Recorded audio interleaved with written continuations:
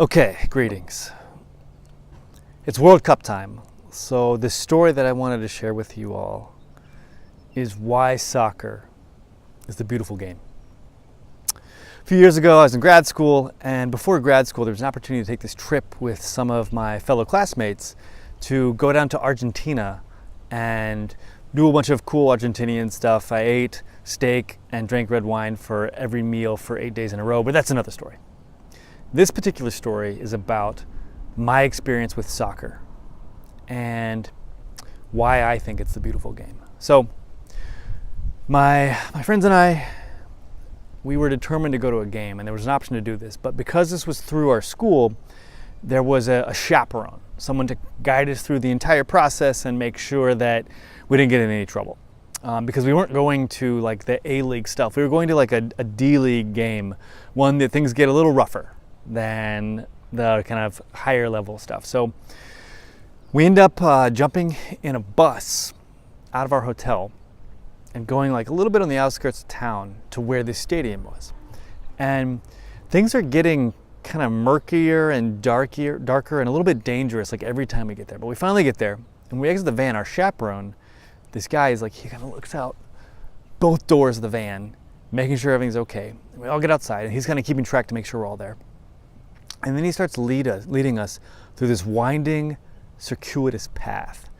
And it kind of feels like we're going through like war-torn Eastern Europe after the bombs have fallen. You know, where it's kind of getting dark and we're passing by these like oil drums, these like barrels that have flames coming out of them and people huddled around them and kind of weaving in and out of these paths, and he's kind of like really keeps checking us. It's like we're doing some illicit border crossing or something, but he keeps an eye on us. And after weaving through all these different paths and people looking at us kind of funny because we really don't fit in, we find our way to the stadium. And the stadium is this really like harsh right angles, like brutalist nightmare. So we make it into the stadium and our guide takes us through all these kind of different complex paths, but finally gets us situated into our seats. Our very hard, very concrete seats. And we get situated and we're just chilling, kind of waiting for the game to start.